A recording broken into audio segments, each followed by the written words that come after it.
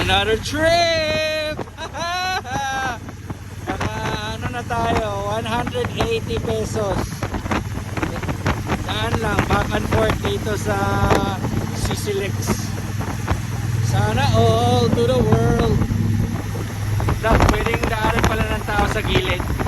Hala! So, this is a quick tour sa Cebu mga par, from Cordova to Cebu. This is a bridge, the longest bridge in the Philippines, linking Cebu Island and Mactan Island. Ayan. So since naka big bike tayo, so pwede tayong dumaan dito. Sa ngayon, hindi pa pwede yung mga 125cc, pero kalaunan pwede na silang pumasok din dito. Sa halagang 90 pesos lang. Dito tayo sa right side dahil mahina lang yung drive natin. Relax lang. Enjoy natin yung 90 pesos natin.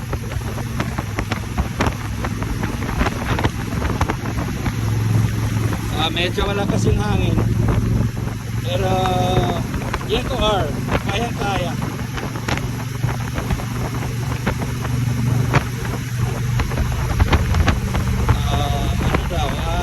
Daw kanina nasa mga 60 lang daw yung top speed dito, max speed pala, maximum speed, maximum driving speed, pero di ko alam kung bakit sobrang lakas ng ibang sasakyan.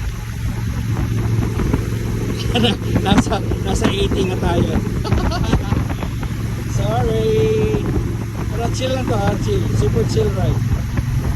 Kita niyo yan sa wow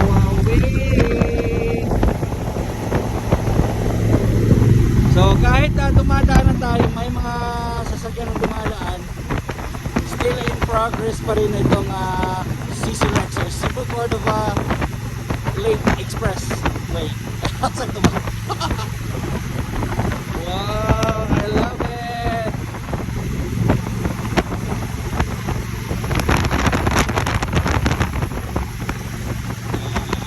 Chill ride ka nga, chill ride. May mga trabate pa. Ito, maahaw na tayo sa mismong suspension niya.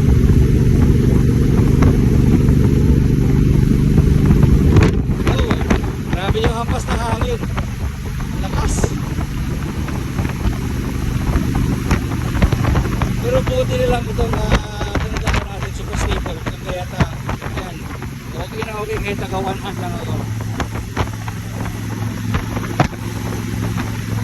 Wow, sarap man.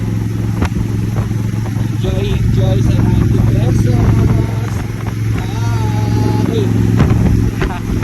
Yung ko gamay yung phone kasi may para mga expressway officers.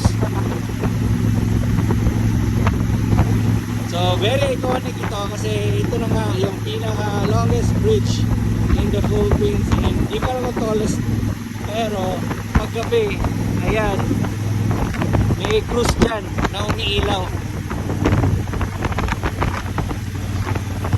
Wow, very nice. I love it. Sabihin mo I love it.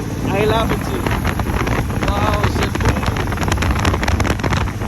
Wow, Cebu. So ngayon, nakapasok ako sa halagang 90 pesos kasi every call naman po pwedeng mag-cash kung wala ng RFID. Yung RFID, di pa nagana din. So talagang cash na muna yung mga paya dito. Sobrang chill lang tayo. Kita-kita na yung Cebu dito. Wow, I love it. Kaya lang nga to. Let's go.